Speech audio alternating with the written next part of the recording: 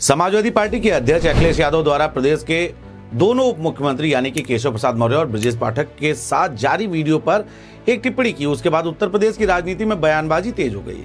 बुद्ध पूर्णिमा के अवसर पर दोनों डिप्टी सीएम की एक साथ आई रील ने सियासी हलकों में चर्चा छेड़ दी, जिस पर अखिलेश यादव ने तंज कसते हुए कहा कि दो स्टूल मिलकर कभी कुर्सी नहीं बन सकते। उनके इस बयान को भाजपा ने सीधे चुनौती के रूप में लिया और कई नेताओं ने इसका जवाब दिया।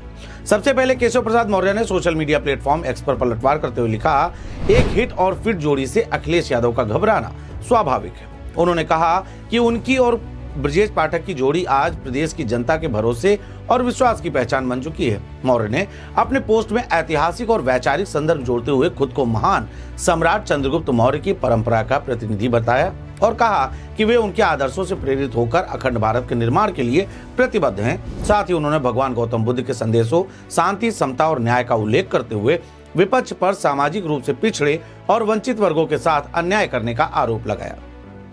केशव मौर्य यही नहीं रुके, उन्होंने एक अन्य पोस्ट में सपा पर तीखा कटाक्ष करते हुए कहा, लाल टोपी, साइकिल निशान, धक्का मुक्की जिनकी पहचान, और दावा किया कि 2027 के चुनाव में सपा को सफाई लौटना पड़ेगा। उनके इन बयानों को भाजपा की आक्रामक रणनीति के रूप में देखा जा रहा है, जिसमें विपक्ष पर लगातार दबाव बनाए रखने की कोशिश झलकती है। वहीं दूसरी तरफ डिप्टी सीएम ब्रजेश पाठक ने भी अखिलेश यादव के बयान पर प्रतिक्रिया देते हुए कहा कि नए उत्तर प्रदेश की सुपर जोड़ी की चर्चा हर जगह हो रही है, जिससे सपा प्रमुख की बेचैनी समझी जा सकती है। उन्होंने केशव मौर्य को अपना परम मित्र और परिवार का सदस्य बताते हुए कहा कि दोनों नेता केवल बातों पर नहीं बल्कि जमीन पर काम करने में विश्वास रखते हैं। पाठक ने यह भी कहा कि उनके घरों के दरवाजे जनता की सेवा के लिए 24 घंटे खुले रहते हैं। उन्होंने समाजवादी पार्टी पर निशाना साधते हुए आरोप लगाया कि उसकी राजनीति तुष्टीकरण और नकारात्मक सोच पर आधारित है, जबकि जनता अब विकास और सुशासन को प्राथमिकता देती है। इस पूरे विवाद में प्रदेश भाजपा अध्यक्ष पंकज चौधरी भी पीछे नहीं रहे।